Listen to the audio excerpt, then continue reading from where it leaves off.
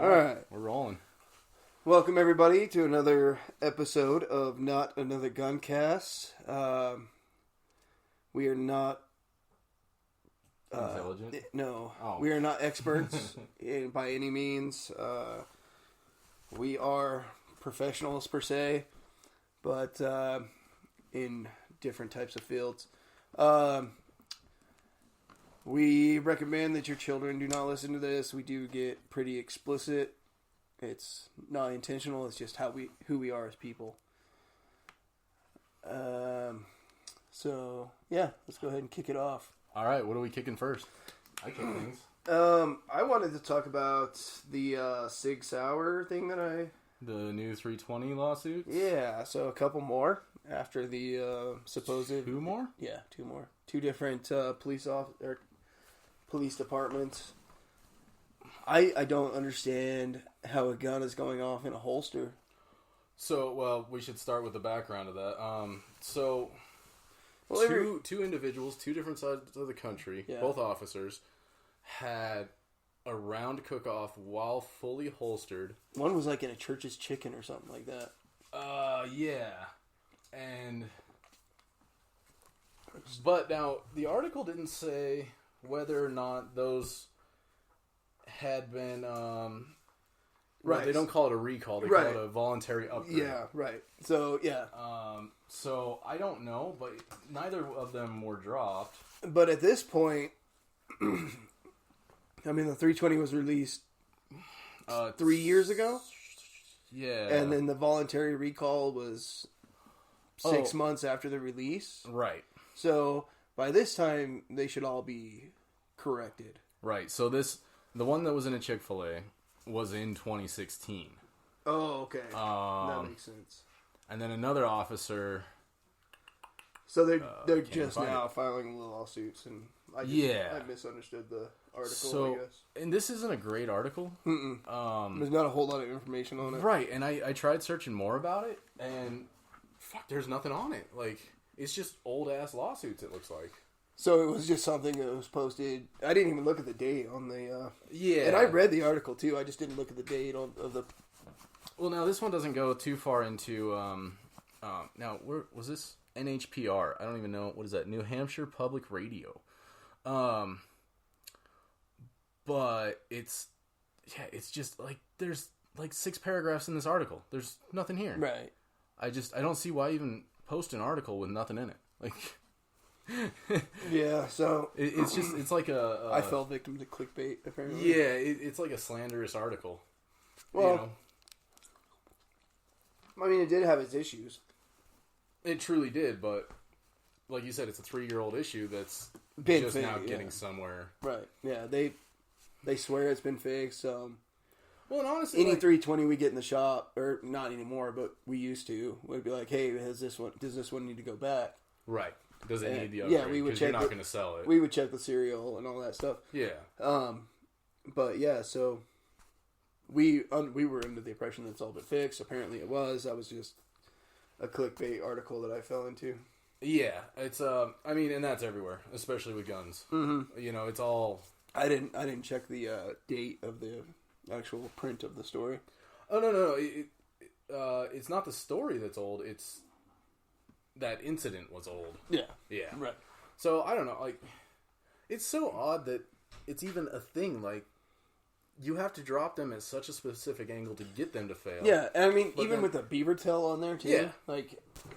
It's hard to make them fail, but this is more like the Taurus issue, where they're just going off in holster. Well, Taurus was different than that, but they don't just go off in holsters. I'm almost, like, curious if they, hit it with their elbow or something. But even then, like, the force to... It seems like you'd have to hit it pretty hard to get that. That's what I'm saying. Yeah. I'm just trying to, like, figure out, like... Yeah. How it could happen. Yeah. Well, there's that one guy that has a YouTube channel, I can't remember his name, but literally his entire channel is just him hitting the back of guns with hammers. Right. Just to see which ones go off. And it's a lot more than you'd expect. Yeah. Well, who the hell's doing that? Like, well, don't hit guns with hammers. Now, I mean, I do it. Now, I've used a gun as a hammer. That's not the tool that it's supposed to be. tool's a tool. A tool's a tool. Everything's a nail when you're a hammer, right? You're right. You're right. What is that? There's a video of like some dudes jumping a car with an AK or something, like using the jumping a car with an AK. Like, you gotta elaborate a little bit. like they put the metal stock on the battery cables and then it hooked like suicide cables to the stock of the AK or something like that. I can't remember exactly. Okay, I see what you're getting. Jump starting a car. Yeah. Sean says maybe they bumped it on the table. Man, possibly. Who stands up that fast though? I don't know, man. It's weird. Like I've never, other than the SIG P320, I've never heard of a gun just going off for no fucking reason. Remington 700s. They did it. Remember? That was a huge, massive lawsuit and recall. Was it a slam fire issue or was it just like a? It was a lot of them. The actual, the problem was you would switch the safety off and it would fire. Okay. Yeah, they had bad triggers in them. Gotcha. Which is really weird because that gun's been around forever, with and without failures. Blah blah blah. I mean, the military used professionally. Yeah. The Army has run it forever. Cop on a call. Sniper units, all that shit. Oh yeah, 700. Yeah. Well, it's the base for so many things. Yeah. But I don't know. It's a really weird thing, and it's concerning. But boy, how do you? I mean, there's like no way to check for that. You just don't know. And these two guys were pretty severely injured. I mean, to the point. Through your leg is I think problem. one guy like ended up like just like having to retire and take disability. Oh, the delay is getting to Sean. But yeah, that's a scary fucking thing, especially people like us that carry appendix. Yeah, and so I had a lady come in the shop a couple weeks ago, and she was asking about like she had a restraining order on someone. It was like a legit fear that she needed to protect herself. Yeah, and so we went through. I mean, she was in my shop for like 2 hours, man. Damn. And we just like I pretty much gave her a basic pistol class, and just anyway, so. She was like, well, how do you carry when you're carrying concealed? Yeah. And I just lifted up my shirt. And I was like, you don't want to do this. I was like, until you are like completely comfortable at pointing a gun at your femoral artery. Yeah. Or you trust that gun that it's not. And I mean, there's a lot to it too. It's not even the gun. It's you got to make sure your shirt's tucked in perfectly, or your undershirt. A good holster that has that tab on the back. Exactly. To keep the shirt from getting I in mean, it's scary, dude.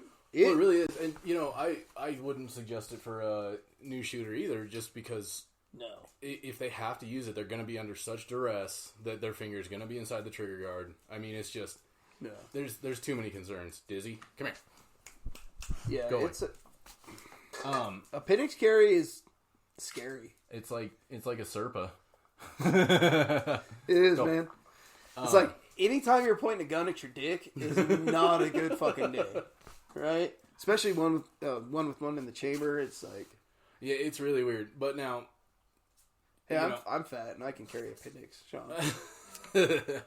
Now, it's one of those things though. If you train with it, you dry fire enough, you're gonna be there. You're comfortable with it, right? So, Sean, there's a video on YouTube. It's a couple years old, but it's called the 300th Parallel, and it's a whole video about big dudes carrying appendix and doing it comfortably and all that other stuff. I recommend you check it out. Just because appendix carry is the fastest way to draw. It really is. It's so smooth, so quick. I'm not going to say it's comfortable. No. I have yet to find a comfortable holster. No, dude.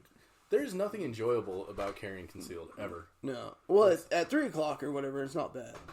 Well, now I'm not carrying a compact or anything, but I've been carrying that Masada at 3 full o'clock size with a mag carrier on the other side.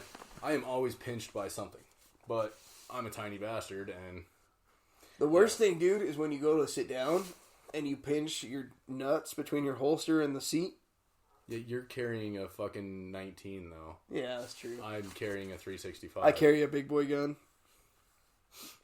But my nuts pay for it on a daily basis. Well, you know, you can't hurt what's not much there. Apparently there's a lot, because I pinch it constantly. So my son sent me a video. I think it's older, but it was something about does training with airsoft equate to live? You seen that Lucas, video? Yeah, the T-Rex Arms did it. Did you enjoy that video? I really did. I made it about 2 minutes in and was losing my shit over the constant safety violations. They were holstering as fast as they possibly could. I saw them miss the holster constantly. That's just T-Rex. Walking down hot lines, that pissed me off. I was losing my shit. Great video, great concept, but I mean, it's fucking obvious. I mean, but you have to take into consideration too the kid that they had from Japan. Yeah. Never touched a live firearm in his life. And, like, his first 6 rounds were problematic. You're right. And then after that, he was He fine. figured it out. Yeah, he started smoking people. But he was burning. this kid, like, watched YouTube videos. Yep. And trained with airsoft. 3 years. Yeah. And that kid could run a gun. Once he figured out recoil management and all that stuff. He had a lot of trouble with a bad lever. He was overrunning the bolt with it. But, I mean, the bad lever's a bad idea anyway. In that situation, I think so. I have one, but it's on a long range AR, which is kind of an oxymoron. If you're running and gunning, and I have a lot of law enforcement officers that are on the SWAT team and stuff. Yeah. And they come in and they're like, I want a bad lever on my AR. Yeah. I'm like, really? Do you really, really want one? Yeah. So and so runs it. Yeah. Oh, yeah. You know, this guy that I saw on YouTube runs it, yeah. So and so happens to be, so it's like, I just don't like putting your finger in the trigger guard to drop your bolt under pressure. To me is just like right, and that's why mine's on a long range AR where you're not under pressure. Yeah. Like you're taking your time. Yep. Yeah, that 30 round mag's gonna last you. Oh, I don't even run 30s in it. I mean, because I run it off a bipod most of the time. Yeah, so 10 rounds will last you a minute and a half. Easy, yeah. It's just it's nice that way, and actually that kind of brings up another thought. So I gave you a shitty answer to a text you sent me earlier, but I was half asleep. So you asked me about 6.5 Creedmoor ARs. My response was, I love them when they work, which is a whole nother story. But there's a lot more to that. So now with 6.5, it's somewhat particular about barrel lengths. Mm-hmm. So you need a 20 to 24 inch barrel, right? 22 is probably a pretty good sweet spot. Okay. But the thing is, doesn't that also kind of defeat the purpose of an AR? So, if somebody's trying to use a 6.5 as a close quarters firearm, a 6.5 is not going to perform that well with a 16-inch barrel. Does that make sense to you? Yeah, absolutely. So it's kind of it's one of those hit and miss things. If you're building a precision AR and you want a gas gun in 6.5, that's fine, but you're not clearing rooms with it, right? Right? Yeah. So this is why I sent you that text, because I was like, I'm doing an inventory, and I'm just finding all this shit, right? That I just forgot that I had because it's been sitting there for so long. Yeah. And so I came across this Arrow upper, and on the box it's a 308 upper, 7.62. Right. And on the box it says 308, 300 Win Mag, or 6.5 Creedmoor. Right. And then it clicked. I'm like, fuck! If I could build an AR platform out of 6.5, oh yeah. Like, I love that round after I shot yours, dude. I'm like, an AR and 6.5 would be sweet. Yeah. And I'm like, well, shit, let me ask the dude that actually shoots 6.5. Yeah. And then you put, well, if it runs, I'm like, well, fuck that. So, you spend a lot of time fucking with buffer weights and the gas system. So if you build it right with an adjustable gas block and, even those adjustable buffers, they're fucking sweet. And I mean, it's mostly all AR-10 parts, other than the barrel. Right. I mean, even the fucking bolt's the same. Yeah. So it's not that different, but then again, building an AR-10 sucks anyway. Yeah, it really does. I mean, you got your two options, Armalite or DPMS, and neither one are compatible. There's a third, because there's two different DPMS patterns. Yeah, Gen 1 and Gen 2. Yep. And then it's such a nightmare. Like, I want to build one. I just don't know what I'm going to do with it, because I love 6.5 as a precision round. Now, I think it would be great as a hunting rifle. Because you could shave a lot of weight off of like what I So I'm not carrying that fucking thing through the woods. Exactly. Like if it was one of those situations where I'm sitting in a blind all day, sure.